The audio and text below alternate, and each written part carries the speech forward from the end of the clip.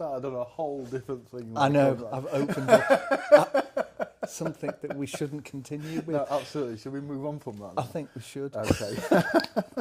I'll slurp my tea. A lot of changes coming up for you this year. Yeah, low. Yeah. So, Northern Broadside, how long you been with Well, back in, I think it was 92. Is that 27 years? Yeah. Wow. It's 27 years ago. So back in 92, well, before that, back in 1990, I did a job with Barry at the National Theatre, from which the company that made up this play called Trackers of Oxyrhynchus, they were sort of the lads that started, I say lads because it was an all-male company that, they started really the company that went on to form Northern Broadsides in the early doors. And it was joined by actresses like Polly Hemingway, etc. So, the first Northern Broadsides play was 1992 at Midland Castle, and other places, and that's where I saw it first. And the only reason I wasn't part of that is because I'd sneaked in to do a film of Much Ado. With Ken Branagh. And it was great because we were like kids in a sweetie shop. And we'd done a play down at Chichester Festival Theatre called Coriolanus, a Shakespeare play. Wow. And he'd said to a few of us, me, Andy Hockley, and a guy called Chris Barnes, do you fancy doing this film? So it was great. Anyway, brilliant. Yes, we did. We didn't realise we were going to be out in Italy for 8 weeks, drinking white wine and as you do, and things. So it turned out to be an absolutely brilliant gig. And that's why I couldn't be in the first Northern Broadsides show, but I went to see it after we got back from filming that thing, and it was at Midland Castle, just fantastic up in North Yorkshire, Richmond, North Yorkshire. Absolutely brilliant setting in the ruins of sort of Richard's Castle, and it was magic. Obviously a lot of mates in it, a lot of friends, a lot of people I didn't know in it, but the sort of approach to it all was exactly where we wanted to be. It was classical text, but with a northern voice. Or so your own voice, I suppose, is the best way of saying, because it is not an accent. Sort of work in there. It's site-specific, But the whole thing, Northern Broadside, going back to you look on the website still, it's about northern voices in non-velvet spaces. You just opened Much Ado, your last show with Broadside for now as artistic director. Without being cruel in any way, the new Vic is as far from a non-velvet space as you could possibly get. It is. Now with my knees, I need to be in a less non-velvet space. No, the original thing about Northern Broadsides was it was about playing boathouses. We played the Tower of London. Brilliant. Again, I think that was the next year with that Richard III when I was in it. And when we said take the kids off to the tower, they really were taken off to the tower. It was there. You can't paint that. And it used all of the industrial sort of flotsam and jetsam from all of the abandoned mill rooms. So we played mill room floors. We rehearsed in mill room floors at the top of a place in Saltaire called Salt's Mill, which at the time was the longest. I think it is the longest mill room in Europe. But it was completely derelict. There were dead pigeons, there were carcasses there, there was guano all over the floor. We just basically swept up an area of that floor. You won't be able to do it now because you can't go in places that have got pigeons there. We literally just swept it up and rehearsed there. Took whatever it was that was around in terms of old abandoned wool barrows and various things and made them the trappings of the play. The clogs that we'd used within the Trackers play at the National Theatre were then brought in to that Richard III production, and the battles were clogged, and some of the clogs had horse irons on them that we still use in sort of Morris dancing today. So when the clogs were used as a battle, they used to spark, and it was nobody had ever done that. No. These were danced battles, everybody dancing, and choreographed by a guy called Lawrence Evans, who's a lovely fellow who made up the steps, I suppose, for the original production of Trackers. And like all good things, when it's good, you borrow it and you use it elsewhere.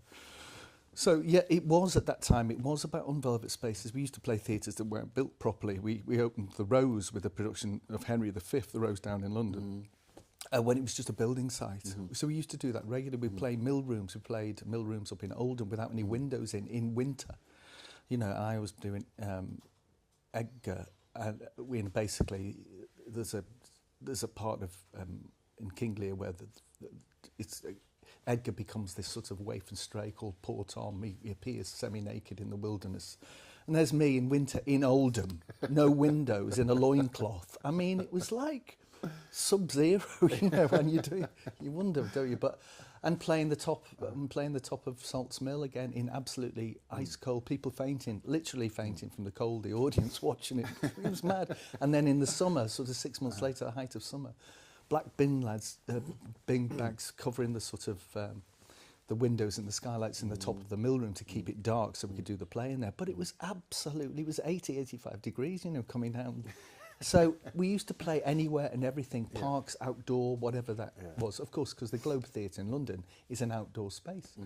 And, you know, that language was sort of represented that, the sort of metre of the language, the verse form and the prose form was made to carry the language through an open space to an audience. No mics, no light. No. So. Was that a process of, these were the places that you could play, the established venues didn't want you in there at the time, or is it, because it's a very established tour now, it's a very, you know, the tour that you're about to go on to is all... Well, we've sort of established a pattern. What the brilliant thing about it is obviously people began to want the product, and the thing about that is then you go to the venues that want it. So that became Velvet Spaces. It became normal theatres. You know, it became the Vic. It became Hammersmith, Lyric Hammersmith down in London, and all places in between. It became a commodity that people saw the value of. So, and actually playing non-velvet spaces, as you'll know, is a much more difficult task than playing a normal contemporary theatre, where you've got facility, you've got everything there. When you go, like we do with Claybody, and recently you've gone to the Spode Works and we play the Meadows, there's no facility at all, there's no heating, there's no light, so you have to bring absolutely everything in there. But the experience and, again, the sense of achievement at the end of it is so much greater than that. Very gratifying in lots of different ways, and fantastic in many ways. I think for the audience who is still a slightly hanker for that sort of non-velvet space. So Broadside still has a theatre, the Viaduct Theatre, which is below the mill in Halifax, the Dean Clough Mills in Halifax. It's got a bank of seating that's been there for quite a while now, 15 years or so. But it's still underground, it's still damp, it still has got all, you know, we used to work down there. There's no natural light underneath there, so we used to rehearse there in the early doors for sort of 7-8 weeks, rehearsing 2 Shakespeare things, put them on. We never saw any light. We used to get there in January the 7th, start rehearsal, and I don't think we saw any light until March. I worked for the library theatre company in Manchester. Exactly. In the basement of the library. You go in when it was dark in the morning, don't see you come out at night, and you realise you hadn't seen the sun for 3 months. Absolutely, and that was sort of the thing. You know, that was part of the trip of it, the sort of work ethic of it was muscular, as is the approach to the text. It's detailed, but it's energetic, and it's not fanciful. It's about making a piece of theatre and text of that type work. Not just Shakespeare, where there was a lot of Shakespeare in the early doors. So yes, it did then transfer. Whether I can't, to be honest, I can't really say whether in the early doors. I imagine that the company couldn't get in the doors of conventional theatre at that point, I imagine. Although I wasn't booking the tours, I wasn't that side of it. I was an actor and wrote music for them, so I didn't really understand that process until later on, about whether we could have gone to those contemporary spaces. But it was also because those other spaces, the non-velvet spaces, were so full of energy. They were so full of industrial history, life, different expectations, that it was a fantastic place to play. And we had the gumption, the enthusiasm, the grit and the determination to play them, you know. And you know, Barry did a lot of that. He wanted to do that as well, and we followed him as a company. People in theatre, we spend a lot of time, designers mainly and directors spend a lot of time trying to recreate a feeling quite often around an area for a play to place that play into. That's quite difficult to do sometimes. The beauty of site specific is if you choose the venue right, you naturally do that. As in the Spode works with the Yeah. work when you do move clay body, Yeah. is as you walk into that old factory, you're immediately put into that place. Yeah. Whereas if you walk through the doors of a theatre, you've got to somehow try and recreate that feel. Yeah, early doors. I think it's interesting with the Broadsides thing. We played one of our first sort of velvet spaces was Lyric Hammersmith Theatre in London, and I think we tried to play it like a found space, like you were saying. So what you get with a found space is all of the excitement and all of the magic of the things that you can't create in a theatre. So we tried to take Hammersmith Odeon, which we did a few, Lyric Hammersmith, back to its bare walls. Okay. And that worked in some venues. You know, when you push, we take all the trappings of the theatre away, we just were playing this box. But a slightly learning curve is that sometimes you have to, when you're playing a theatre that's a theatre, you have to invent nothing. So it doesn't always happen. Just taking it back to the brick isn't always enough, because you've sort of got to design that to work. Yeah, absolutely. Which is just, and I think we learned that. We realised that when we went into velvet spaces, for want of a better word, we would have to use more of that design. Thinking about the context, the setting of the play, even if it was simple, even if it was lights up, lights down, it would have to need to be thought through, because we were dealing play by play by different environments, and as obviously as the musicality in the plays changed and grew, and we moved from Shakespeare to other types of dramas, obviously it has a different sort of requirement. But playing non-velvet spaces has just a wonderful energy. Would it be right to say that the work that you're now doing with clay body locally is very much taking back to that tradition necessarily of Northern Broadside in putting these local plays in non-velvet spaces? It is. I mean, and that's what we wanted. That's what we want to do. We want to sort of recapture these spaces, spaces that have been abandoned, essentially industrial spaces, but with memories of the community that have been through them, that go past. And that's why people who drive through Stoke town will see that Spode works. They will have seen it when it was working as an active factory. They'll see it, when it went into its big decline 15 or so years ago, when we first went in there to try and use that space. It was completely derelict. There was industrial. The furniture was still there. The bills were still lying on the floor. Everything. It's changed an extraordinary amount over the past 15 years. But it still has that magic about it. It still has that echo of those voices that were in those factories. And when you come to see a play in that environment, you're already invested in a different way in a piece. Exactly. And what's great about it is we get loads of people who don't normally go to a conventional velvet space who would say, I can go and see a play in there. It's feel comfortable. It's a comfortable environment, And that is absolutely imperative to welcome those people in to see a piece of theatre that represents them in the cultural environment that they will recognise. And when Deb writes the plays, we're talking about the voice of here, Stoke-on-Trent, the various 6 towns of Stoke-on-Trent, the people of there. So it's genuine, it's borrowed, it's taken, it's inspired by those voices. And that's why we love being here, because it's very supportive in that way, and very enthusiastic for arts and culture and industry and all those things that are connected. And that's why it's terrific to be making plays. That's why Deb loves writing around here. And we love putting them in those spaces.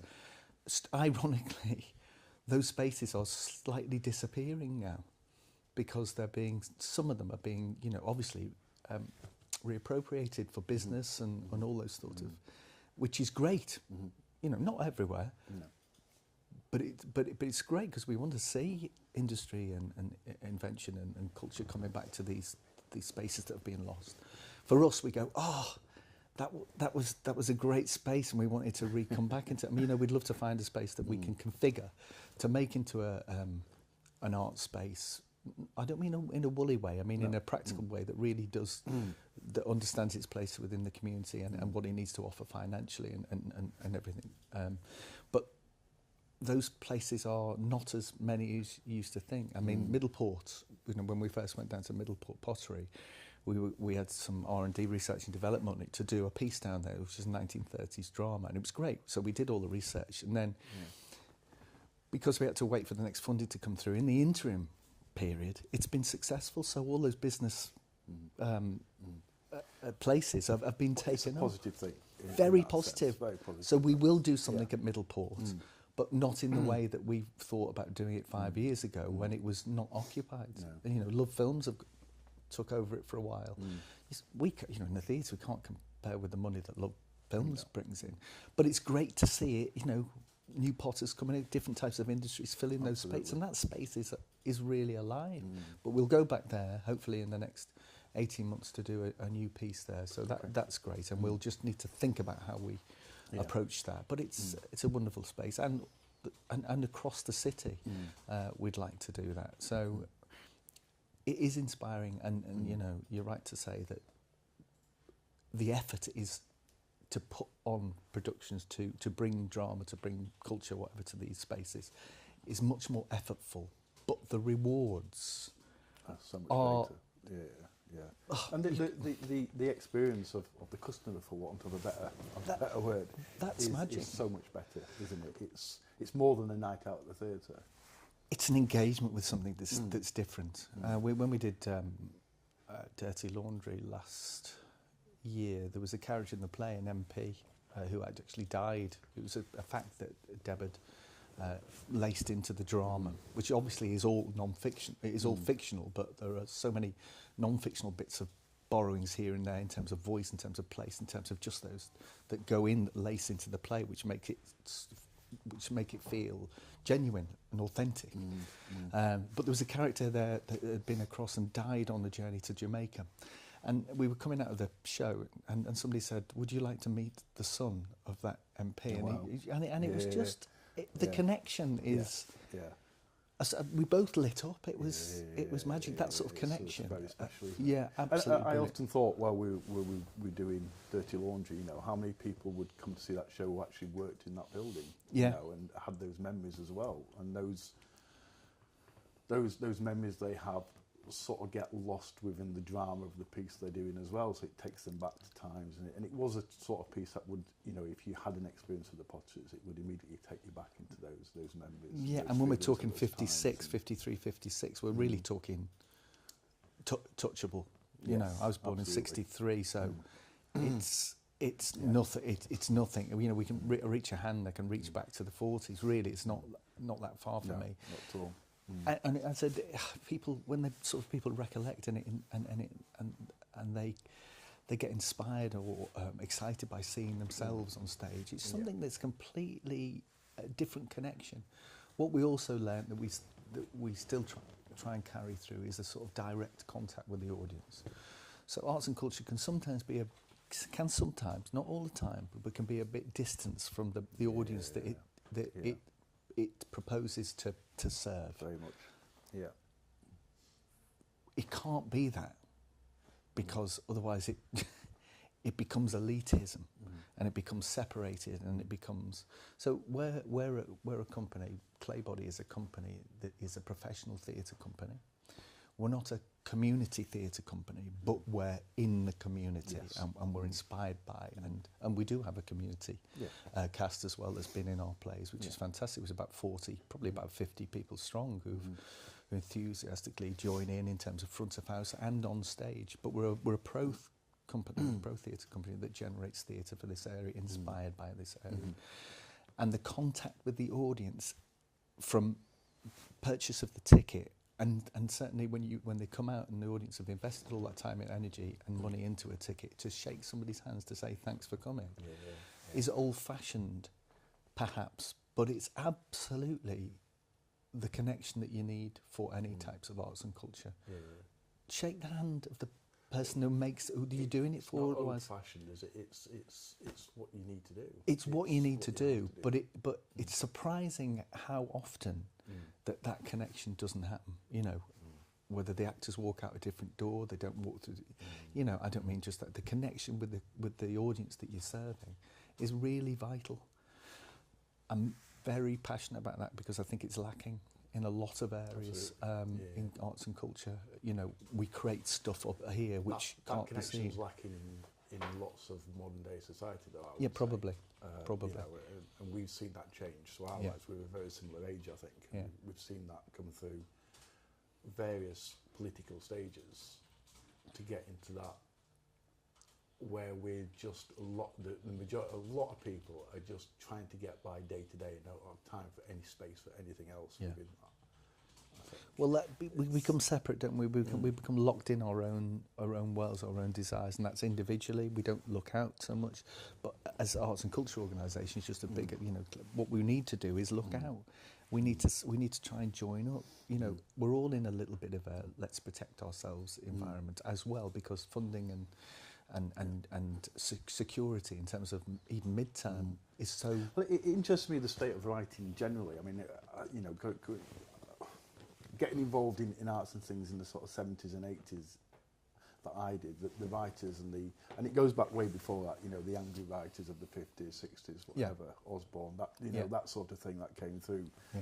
Great theatre, but it's got very much a place of its time in things that were happening. But what intrigues me at the moment is that I think the country's in no better state than it has been, particularly, if not to some extent a worse state than it has been. You just have to walk the streets and things and just see the level of homelessness and everything, and there's a lot of stuff to be angry about out there. There's a lot of stuff to care for out there, the whole state of food banks and everything. But I don't know, where are the writers in that? Where are people writing about it? Well, there are writers writing about that. They'll be in pockets in various places. You might not. Some will be national writers in terms of the people who appear on the national stages. There'll be smaller community writers. There'll be all sorts of pockets of different things.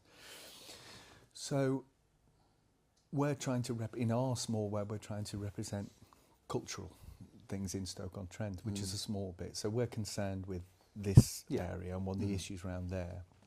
The agitprop people will be out there. Not quite, I don't think, when I was going through college and all those wreckers and all those definite agitprops things, 784 and all those companies that sort of really just went out there, placard theatre. Maybe that's just slightly old-fashioned and people...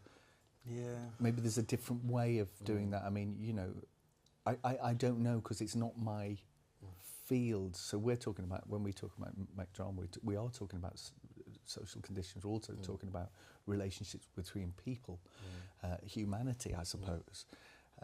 And that's the key of all drama. Are we not being manipulated in some way, though, to be against that sort of thing? I mean, but against agitprop. Something that caught my attention in the Sentinel this morning was an article. It's quite a big article, I guess. These beggars are not homeless, and it's a piece written about warning people that people begging for money are not necessarily homeless. There's a quote about people leaving hotels and things to lie on the streets.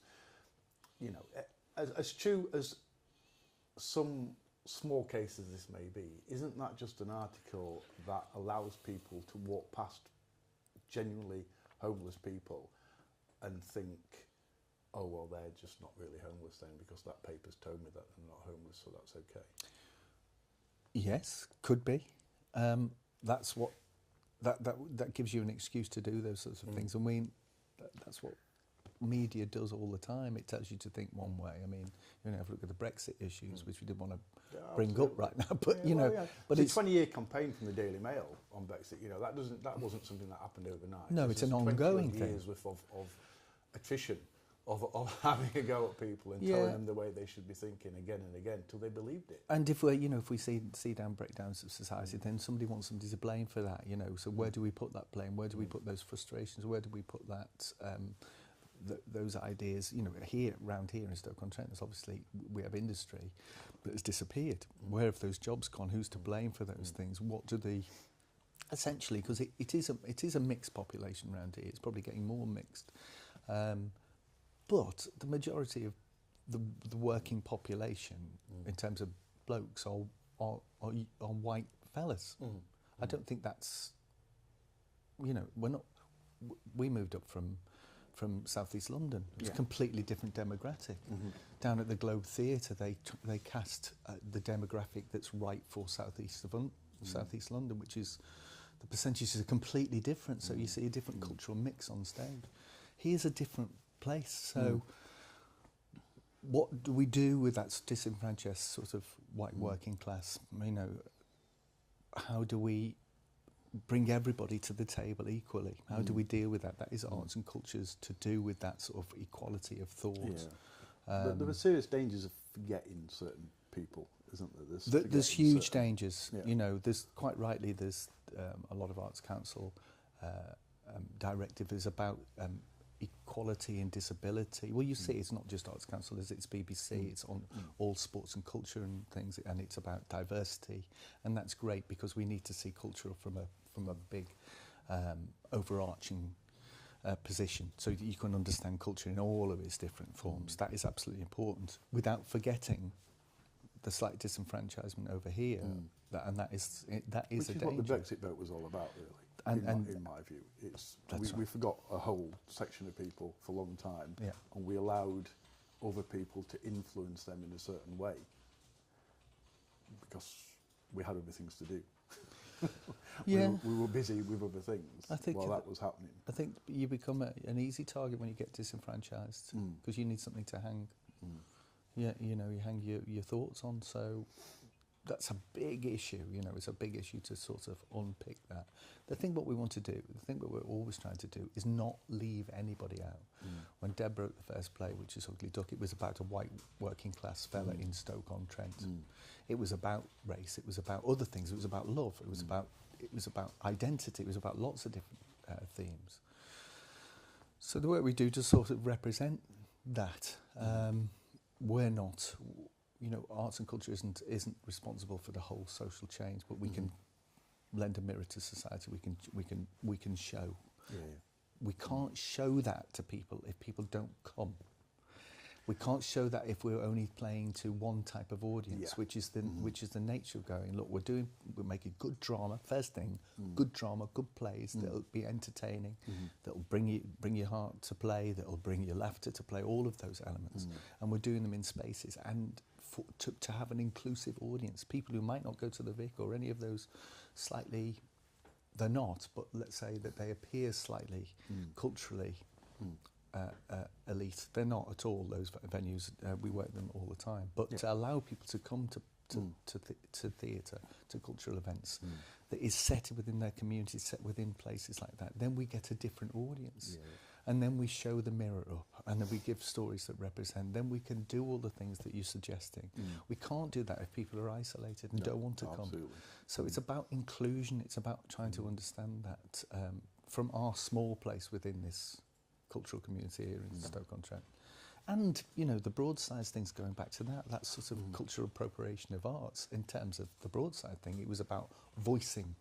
It was about what is the natural voice, why should arts and culture be taken by the elite. That's why, you know, in those early days and what we're trying to bring to Claybody, people came because they could get it, they could hear it, they could understand, they felt like it was something that talked to them. They connected with it. And without the connection, without bringing them in there, you make more isolation. So, you know, we still have champions for Broadsides and increasingly for Claybody who say that's our voice. We feel like we're talking to us in that right now. At the bottom line, we're doing good pieces of theatre. That's what we want to do. Because without, if the culture and art is not good quality, it doesn't matter what you say, and it doesn't do the job. You want quality through your work. But we still have people, you know, with creedicures who say, yeah, you're talking for us, that's our voice. Why is, you know, Shakespeare, for example, appropriated by the middle class, upper class? It's not. It's about a voice. It's about an honesty. And it's about a clarity as well that allows arts and culture to be appropriated by everyone, irrespective of culture, disability. I mean, it's inclusive.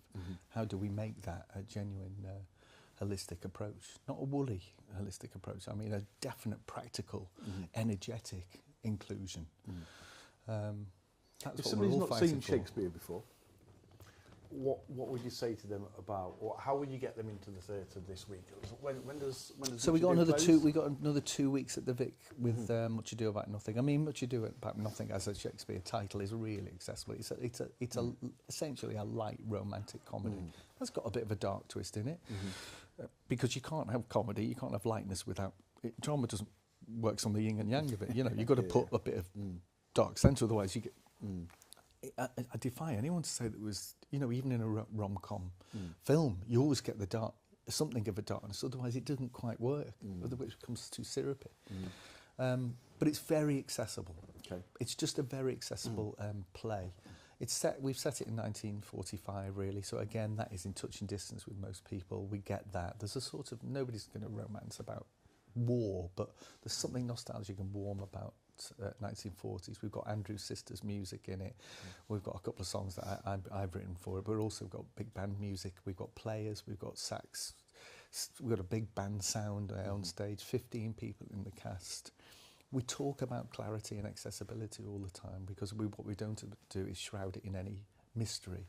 So the actors become conduits for the words as opposed to making the text more difficult than it should be. Okay. So it's about making this clarity, and again, lots of people. In fact, on the first night, Joan, who lives near Basford, who's got an allotment near there, she brought her mate, who comes to the theatre all the time. She brought her mate along, never seen any Shakespeare. Okay. She said she really liked it. You know, she got it. You know, and like most people at first, it takes them a little bit of tuning in because you go what, and then you go, I get it. I completely get it. So our job is to make that accessible. You get the narrative story. Lots of the language is very simple. You know, you would get it. You would get it in any conversation. Sometimes there's a little bit of archaism, because when we read the book, we go, what the heck does that mean?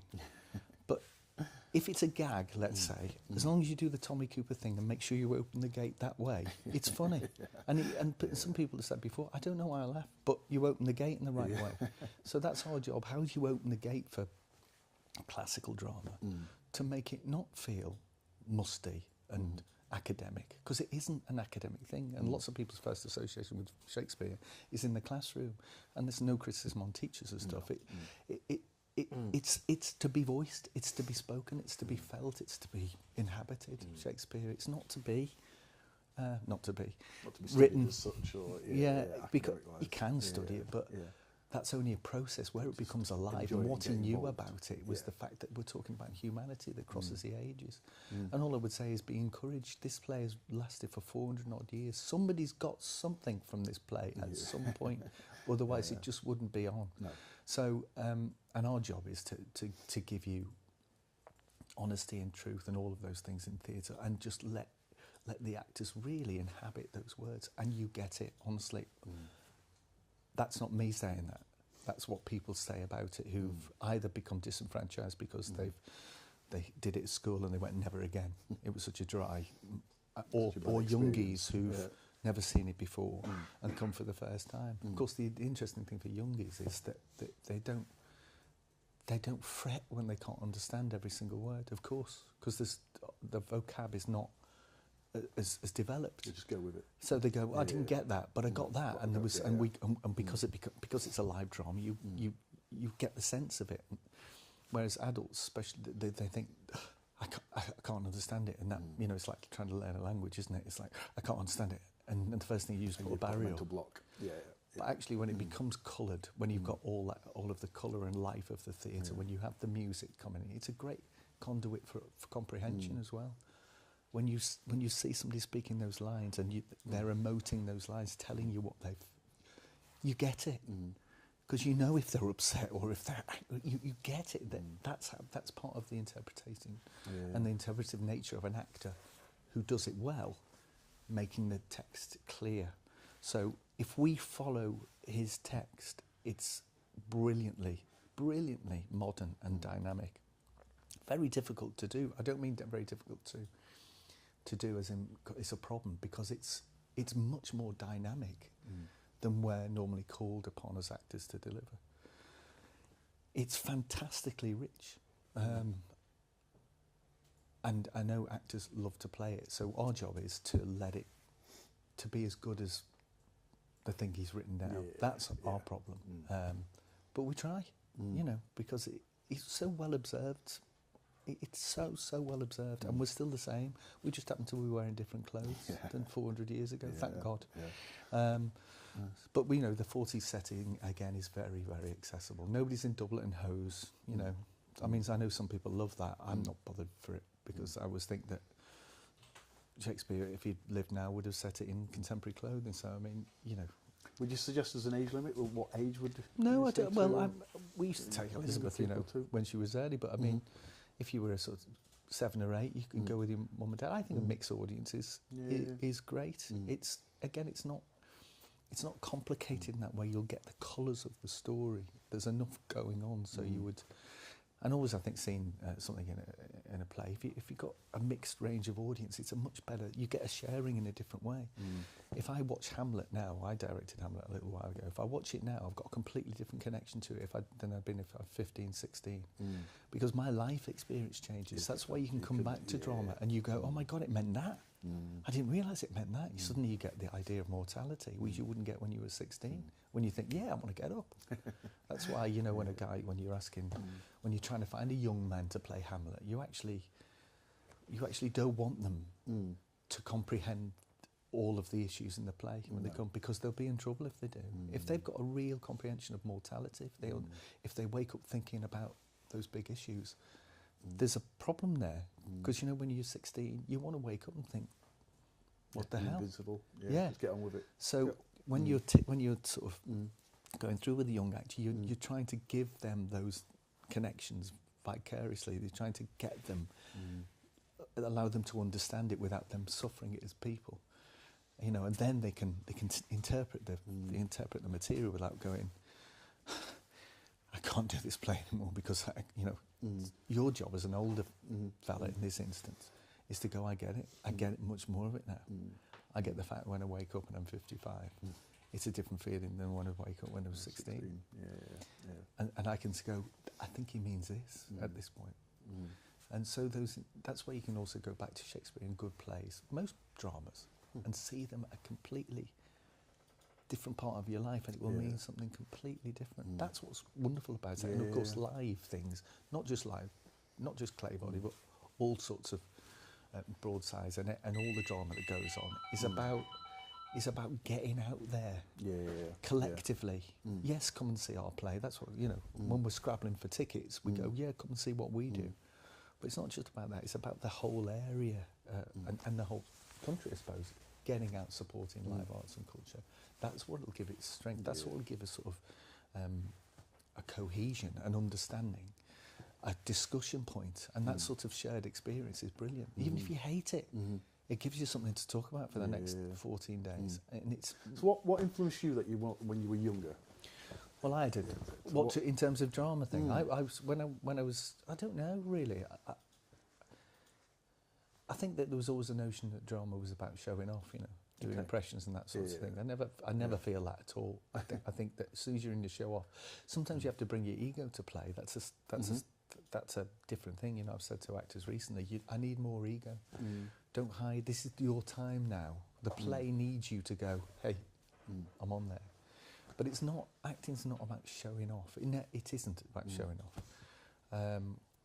I had my dad did a lot of sort of amateur operatics, I think, and I think he always fancied it. But I don't know how I particularly got into it. But when I was at junior school, there was a guy that I can't remember his name now, I blanked him off, but he used to come around at music lessons and listen to you and basically just, you can't do it, sing it. And it was like, and it's a terrible thing when I think back on it. If I had him again, I'd give my right seeing to, because, you know, he destroyed. He could have destroyed confidence. But I had a great drama teacher who joined the school that I went to when I was 12, and it was his first placement. He was a law teacher, but he also did drama on the side. And a guy called Jeff Hind, who I'm still in contact with him all these years later, and he was great. And I was sports and science at that point, right the way through till probably O-levels as it was then. And then probably with that association with English and with drama, and then music, you know, I missed the first games lesson I missed because I was playing with, because I was acting head boy. I was going to be head boy, but I was slowly being pulled. I mean, I loved all sports, still do love sport, but the first sport lesson I ever missed was to go and play drums with Fast Kev in his band in the garage, and I got found out, and that was the start of that thing. And then I started missing daytime lessons, but miraculously recovering in the evening to do drama. And I remember, you know, I mean, my daughter does it a bit like now, you know, I was lying there, saying, I can't go to school, I can't, feeling ill. And then 6 suddenly, o'clock. Oh, yeah, well, I'll make my way in. You know? Suddenly this miraculous. I'll brave it. Absolutely, and I should have known. You know, they knew it, I suppose. Yeah. I'm sort of, you know, as you have kids, you get the same story referred, don't you? But I knew then, because I was going to do biochemistry or something at Aston or Birmingham University or something. That was planned, but I just started off with physics. I mean, no chance. The maths weren't going in. I love biology and love chemistry, particularly now in those sciences or creative sciences, which we're all creative. But it was just not happening. I was being pulled to the dark art side. But luckily you found something that you were enjoying, that you enjoyed totally so enjoying. much, and you forget everything else when you're enjoying something, don't you? Absolutely. You're just in it. And I did love all the sport and all the rest of it, but I think it was also the heavy influence of Jeff. Not that he pulled me at all in that way. It's just that's the way I wanted to go. It's a role model type thing, I guess. Absolutely, and what was great about it, I suppose, it gave me something that I wanted to do. So when I eventually left, and I had my eye on something. Even though there was no cultural reference from it. I mean, he used to take us down to the RSC and various other places, and regularly across to Liverpool and Chester. But I sort of knew what I wanted to do, although I didn't know anything about drama schools, because nobody did around 20, 30 odd years ago. Drama schools was something, but just a complete. I just didn't. They didn't enter your head, is it? Not if you live on the Wirral or near Liverpool. It just didn't go there. So I tried to do a sort of bit of both. I tried to do a degree, keep everybody happy on that front, and do the performance. So I did a performance arts degree in Leicester, which was the Leicester. Now it's called De Montfort University, but it was then Leicester Poly, and there was a Manchester Poly course that was very famous as well, and one in Middlesex. They sort of sprung up together, and they were really good courses. They had. They did have a dissertation, they did have an academic side of it, but a lot was practical and... I did quite a few national student drama festivals in sort of that's right. early 80s, 82, 80s, that's 84, right. 85, 86, and Middlesex, and Manchester Poly, Birmingham. That's right. And they there was one... there. There was one... where was it? In Wales. Anyway, I went to a few of those national student drama festivals. In Taliesin? Because Swansea. That's right, Swansea, because there was a lovely stayed in a... That's right, well, I was there at that. I was there as well. Yeah. There you go. So I think I was first or second year drama student. Anyway, it was great, it was a good mix, and as it happened, you know, now and again you get 3 years or more who work really well together across the... And it was a relatively new course in those days, I don't think they've done it anymore. So that was a great inspiration, and then we just moved to London, I suppose, because I stayed in Leicester for a bit because I was in love. Got our equity cards through a cappella singing, and that's why I want to tell that bloke who told me I couldn't sing to do one. But it's important it's important to open people's opportunities up. So we got our equity card through there. When you needed an equity card, you don't need an equity card now. You're encouraged to have one, but I think you can just ring up and pay your subs and you're in. It was a closed shop in those days, you know. Absolutely, I remember it. But what was great about it is when you got your equity card, it was fantastic because you'd earned it. And then we went down to London, did various things, and I did an audition for Ray Shell, who was a singer, dancer, I suppose. He'd written a new street musical called Street Angels, that they did at the Half Moon, and it had street dancing. It had, you know, a complete. That was a diverse, fantastically, brilliantly diverse cast. And you had to come. It was an advert in the stage. You had to come. It just had a big advert saying open audition in the Half Moon, and you had to come in. There were hundreds of people there, and there was a massive circle, and you just had to walk into the centre and do your bit. And at that point you think, I'm either going to do one right now, or I'm just going to do something in the centre. And I can't even remember what I did. But you just thought, right, well, it's fight or flight, isn't it? I'll get in there and I'll do my bit. I probably sang a song and did something stupid. But there were street dances, all brilliant. Just fantastic contemporary dancers, all sorts of pieces. Anyway, I got in that and then got an agent from that.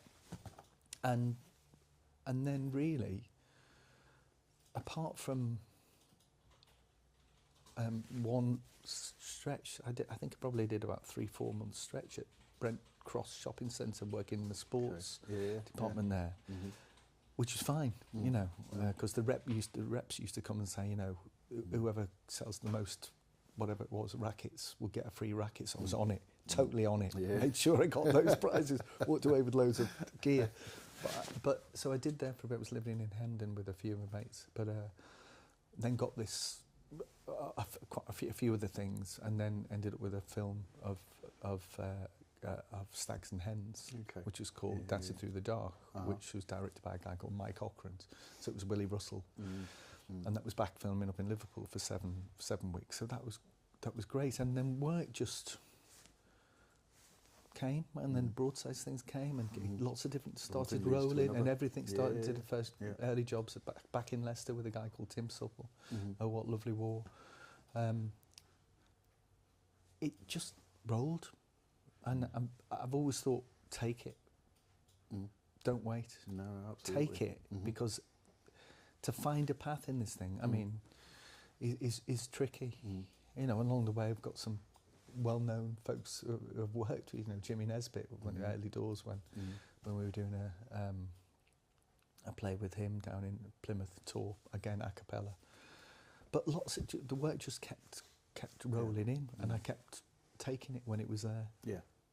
And I suppose he could go, oh, I wish I'd not done that, I wish I'd planned to go. So that's not the way, is it? Because it shows you, the universe shows you a way. It does, and you go with it, and it's been terrific. You know, so that's been 35 years without doing anything else. I mean, I write music, you know, for Broadsides, I write music for radio and bits and pieces. And obviously I'm an actor and a director, so that's helpful, because you can diversify within your place, because you need to give yourself enough chances at it. And you've got to be, but whatever it is, you've got to be enthusiastic about it, I think, whether it's selling rackets or whatever it is, clothes. You've got to be the best person that you can be. I know that sounds a bit trite, but give yourself a sort of target to do it, and do it well. But it's been really, really great. And you know, I know somebody sort of a reviewer put on some nice reviews for Much Ado at the moment, and somebody from the British Theatre guys said something like that. So will be remembered for a long time for his clarity or something like that. I thought, well, hang on, whoa. I'm not going. This is not like a, you know, R.I.P. I just want to sort of.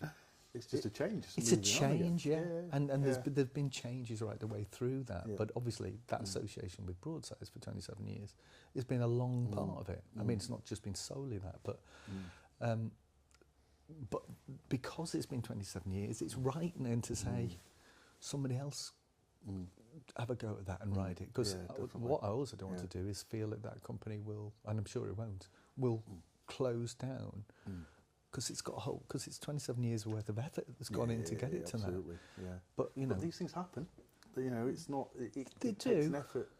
The Library Theatre Company in Manchester ceased to exist very quietly. They got rid of it very quietly. It's interesting that, isn't it? Merging and then stopping producing. You can't guarantee it, can you? Although I think the guy who's taken over from Broadsides now, who's got a very big profile, and I think that's going to be really useful for them in that. And I think what it does, it means that when the next rounds of Arts Council funding coming in, which is in the next 2 years, and up to that point, they will have to give him time to develop that and give him, because, and you know, he's an experience. I'm sure he'll put a good season of work together, which will be a 4-year programme of work. And we'd like to do that. I'd like to do that with Clay Bodies. It's sort of look how do we do midterm develop now, and keep that connection with the work that, again, when we were doing Broadsides early doors, those sorts of things that still got energy for. You need energy to do all that site-specific thing. You know, it doesn't. We need a few extra people, to be honest, on the ground, ideally. But you know, funding sometimes doesn't happen. But what we do need, like most arts organisations, is that sort of core funding, because we've got the energy to do it. And what we've got now, sometimes you need to admit that to yourself. I know it sounds a bit odd, but you've got experience. You've got loads of experience. So that sort of mentorship, the understanding of it, we do know how to do it.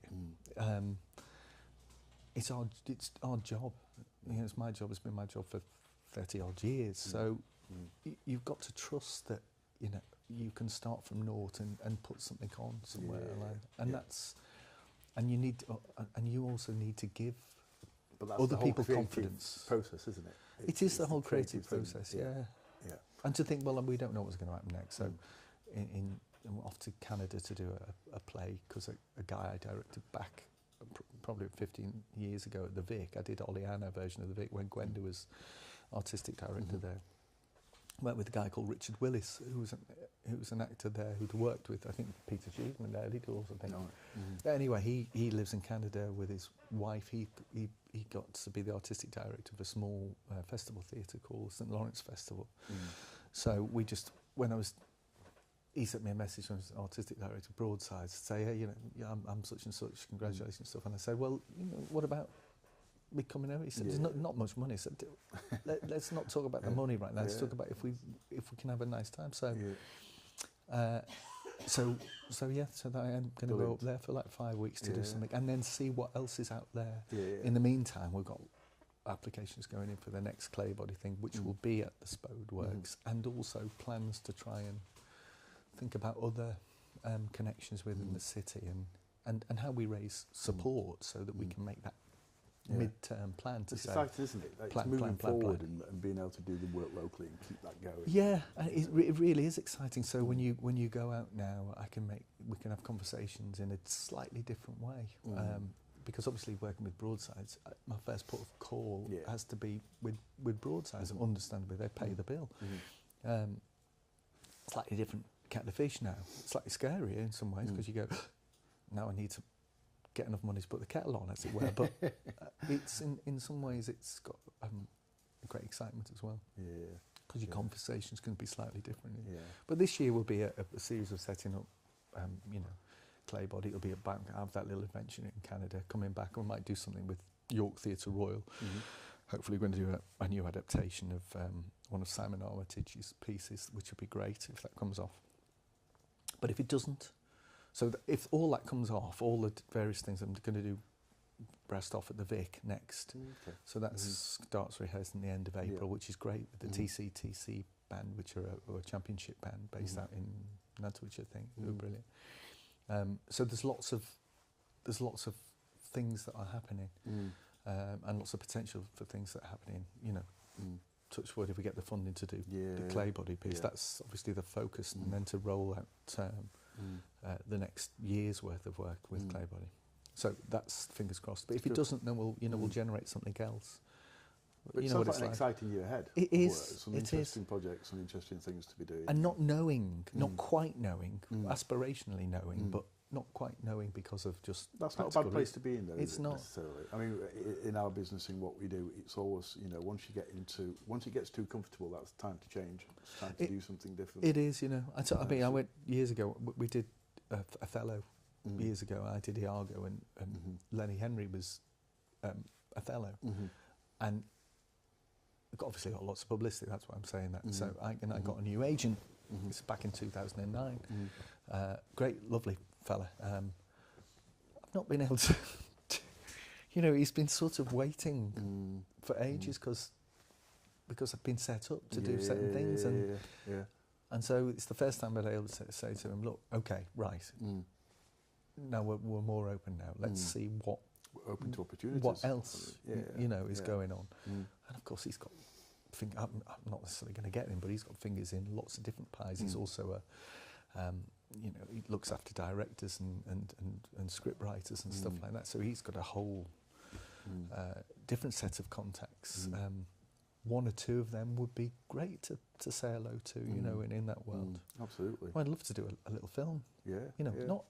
I don't care if it's a stormtrooper costume film, you know, because I've only done two. I've done the Branagh film, which was absolutely fantastic, and I did the film version of Stags and Hens, which is great. Both were like sort of 7 and 8 weeks. I thought that's how it all worked in those days. I thought we just swan into films, but they were fantastic because it felt like a company.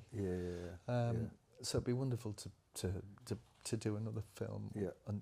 you know, it doesn't have to be a big part, just be part of a little ensemble like that. And we want to do our own. With Claybody, we're hopefully going to do some broadcast, maybe do a radio thing as well, so diversifying those sorts of things as well, doing live drama, that would be great. And try and join up a few folks around the area and think about what creatively, how we could put some of the facility together with the ability that we've got around here to create something different. There's so many things working on here that you do sometimes think, you know, we could just connect those people together and create something even bigger and better. And that's why I think that sort of overall, you know, I was talking about much earlier about the idea of this notion of this figure who could do some of that connective things. I know it does happen, but I don't think it quite happens as well as it might. As going, check these out of here and check these, and we can put this together, and then we're creating stuff. And again, I think that slightly comes with a bit more, not security, but with a bit more sense of people unifying the artistic and cultural offer in this city, but not only this city, in every city, so we feel like it's a union as opposed to something that's disparate and sort of pulling to one side. Which is not necessarily a bad thing. No. There are better things that could be created. It's an interesting process to bring people together. Well, it's both. You see what happens. Because you don't know unless you sit around a room. And what we've always said, or recently said, if we're going to have a meeting, something's got to happen from a meeting. We're not having a meeting to have a meeting. Because otherwise we just end up sitting around a room and everybody has meetings and we go, well, what have we done? And that's the important thing. And remembering why you're doing it. Yeah, absolutely. People often forget why they're doing something. Absolutely. That's the first thing that gets lost, I think, sometimes. It does. And I think that can happen quite naturally. You know, especially you've got a lot of people who are on salary whose job it is to do those things. But you've got core creatives around a room who are given a lot of time. Nobody gets paid. Not that we're never. That's what it's not all about. But you know what I mean. You go, you're from there, but you're all getting paid to sit around to do 8 hours of meetings this week. And the people who are making the stuff at the bottom are just turning up, you know, on goodwill. That's why we all need to go, what is the consequence? Like you're saying, why are we doing it? How can we make the next stage happen?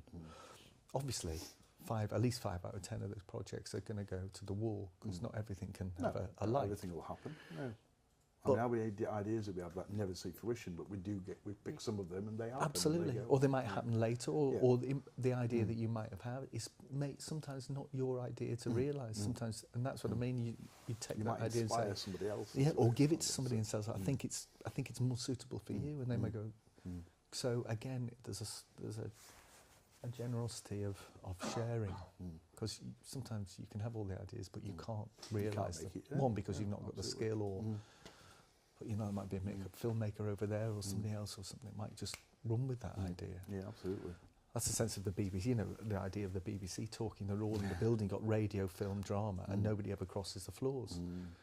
And once they do, they go, I got that idea on radio and would work really well on there. And suddenly you've got a generation through the building. And I think they've started to do that more.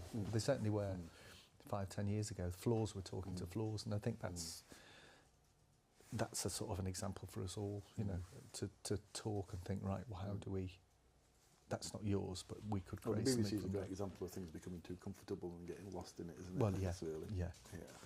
So, there's bagged there's loads of stuff to do and loads of projects, loads of capital projects that might come off that we would like to be involved with, obviously, in terms of an artistic context. Not about regeneration, it's about putting heritage and culture and arts together. But they're those sort of mid-long term things, and you have to stick in there for the duration and think, right, this ain't going to happen in 12 months. No. But we all know 12 months is like that. It just goes by. I mean, when we're planning out seasons of work, you feel alive, slipped away, especially if you're doing long touring like much ado. You know, we'll have been setting this for ages. Start rehearsing on the 7th of January, finishes mid-June in Germany at an international festival there. 6 months. Gone. So you've got to cut it down and think, right, tomorrow morning, what are we going to do? Otherwise, it just, you know. No, absolutely. I'm hoping you'll come back towards the end of the year. Yeah, and yeah. tell us how it's gone. Yeah, and yeah. Everything that's happened. Yeah, well, definitely. And Yes. see what else is happening. Yeah, and see what's opened up or what's closed down. Yeah. It's both things, you know. And if things have not worked, how do you overcome that, or how do you go?